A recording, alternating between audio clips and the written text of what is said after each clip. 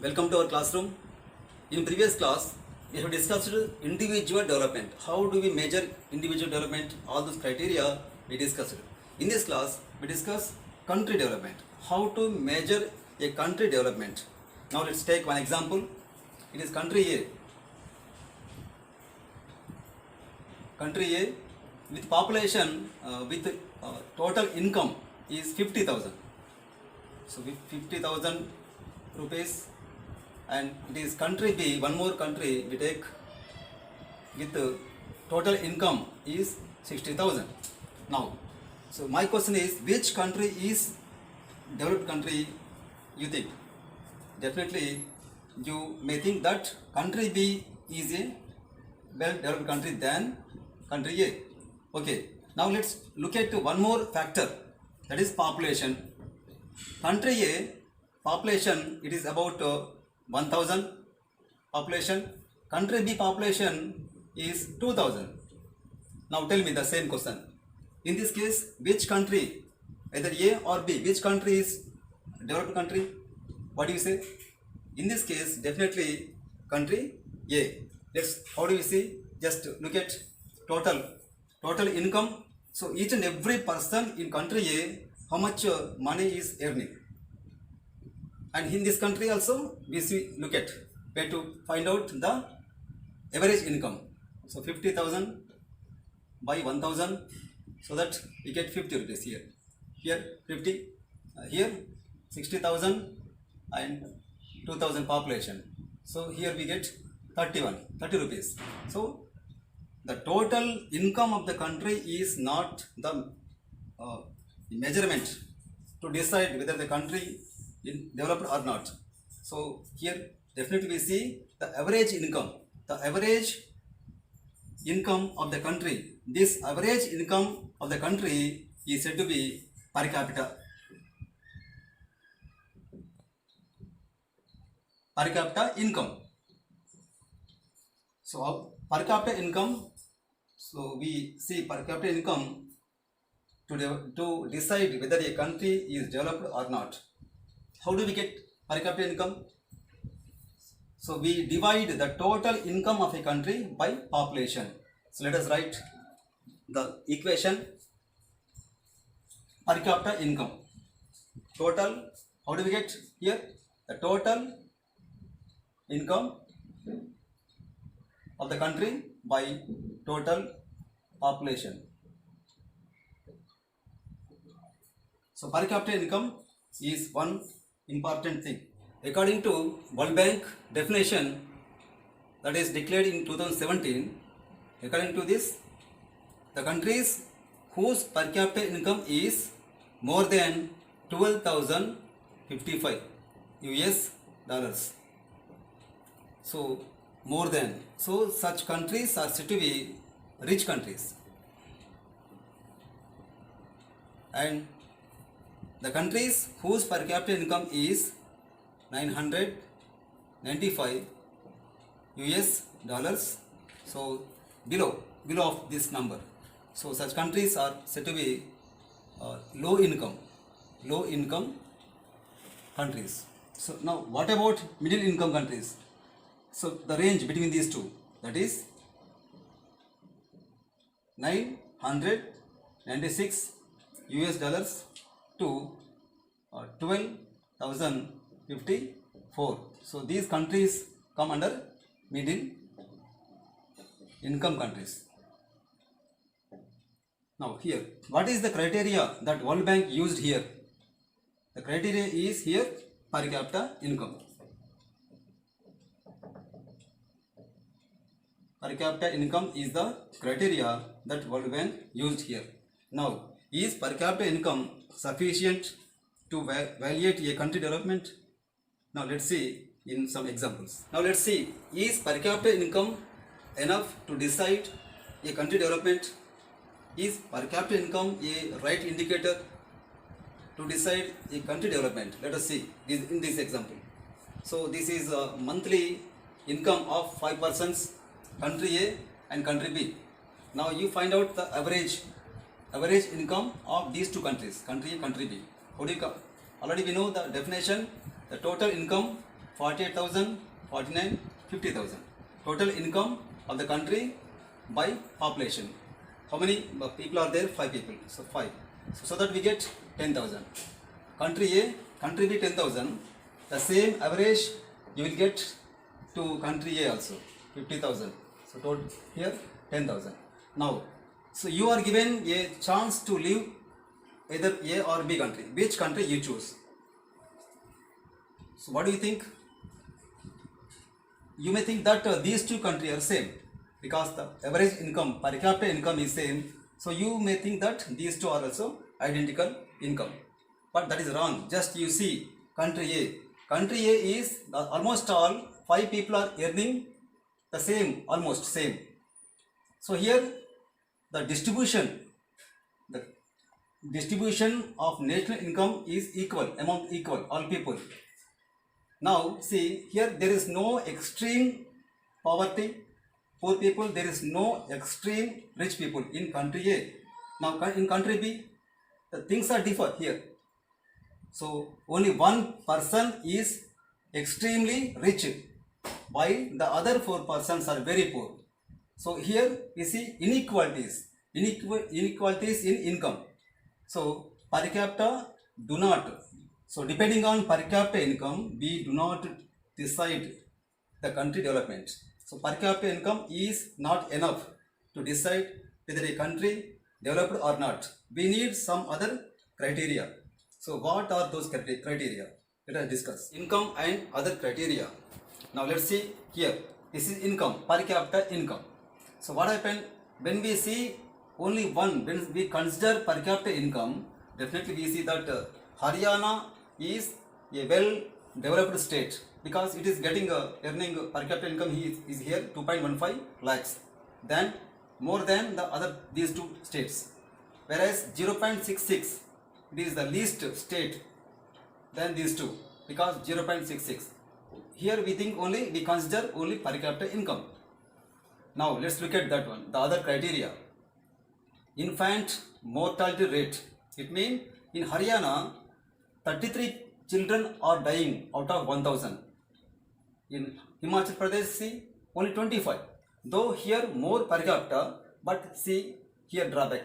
Only 33 are dying children. Here only 25 children are dying out of 1000. So this is the second criteria. Now let's look at literacy rate. So which is better one?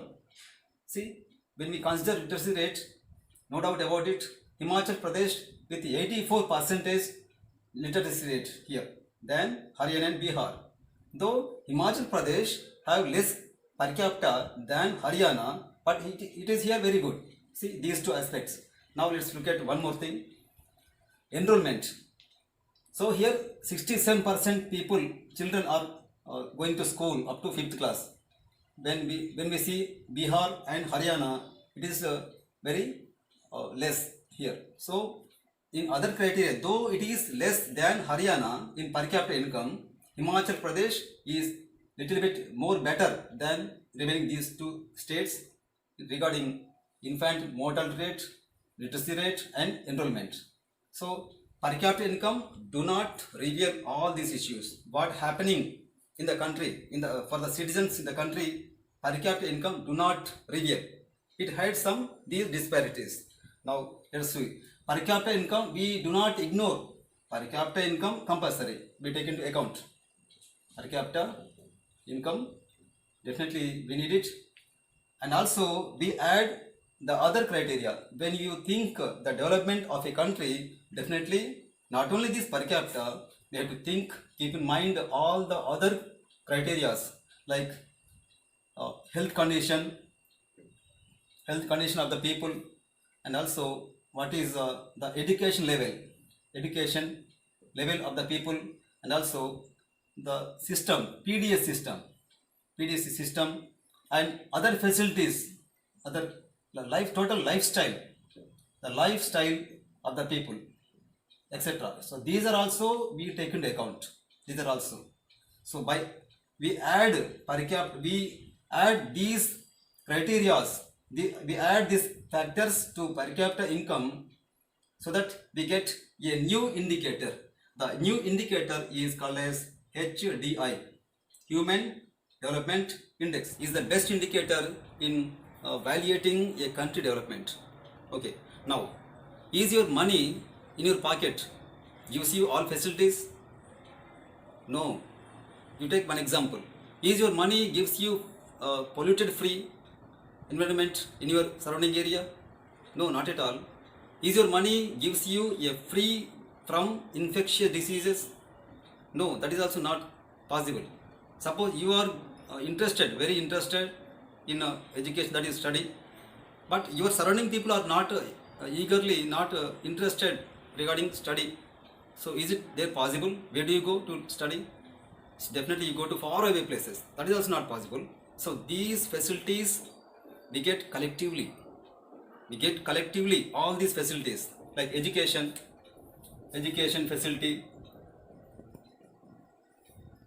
health facility mean hostels, and also for nutrition children PDS system, and environment, that is nothing but entertainment. So these are all facilities we get collectively by the government. So government provide all these facilities. So these facilities are called as public facilities. So we get from the government. Now one more thing we recall. What is HDI? Human Development Index. So along with per capita income, we also consider all these issues, all these indicators, social indicators, so that we get Human Development Index. So the name tells us that the development, human to development, what is happening what is happening to the citizens in a country, it tells. What is the lifestyle of the people, it reveals. Each and everything, not only per capita income, each and everything about the citizen in the country, it reveals. So this is the best indicator to evaluate a country development.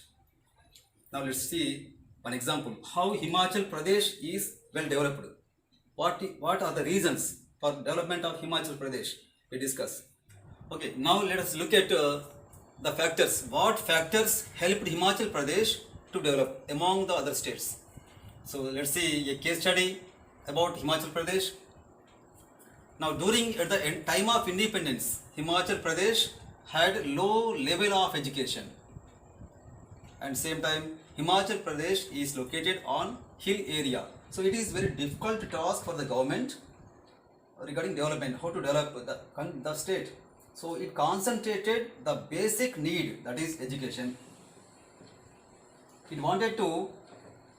state wanted to develop education. So it is treated as, in Himachal Pradesh, it is called as the schooling revolution. Schooling revolution in Himachal Pradesh.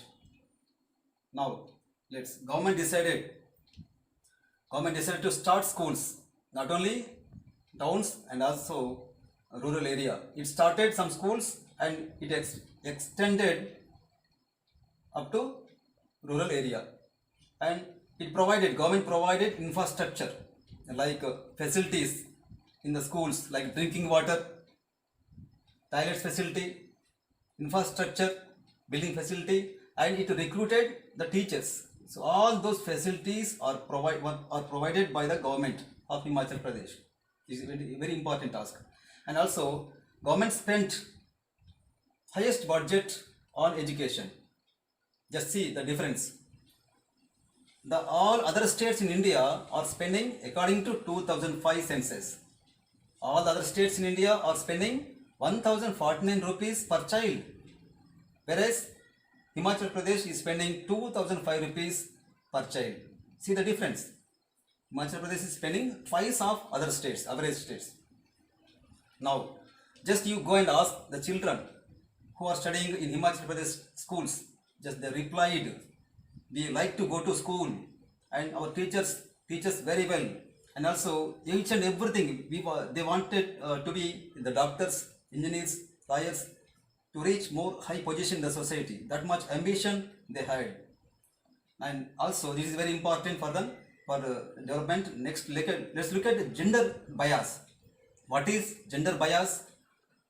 Bias means discrimination between boys and girls. We find very less gender bias in Himachal Pradesh. It is very important thing. Whereas other states we see gender bias, but here in Himachal Pradesh we see very less gender bias. It means parents gives equal priority to boys and girls. And next, look at one's woman. What is a mother tendency? Mother likes her child to work outside, either girls and boys. They like her girls to work outside, right? Now also women participated, activated, more active in the society. They are more active in Mahila Mandals. It means in village politics, they are very active. So these are all factors helped Himachal Pradesh to reach more than other states, to develop more than other states. So if we conclude that Human Development Index is the best indicator to evaluate a country development. Here we see development is nothing but mixed goals, the combination of goals, mix of goals. To achieve those goals, it is very conflict. Same time, when you think about the development of a country or individual, same time you give a clarity for the question, whose development is it? You should give a clarity, you should address this question. Dear students, we are discussing only the concept here. For more information, you read textbook.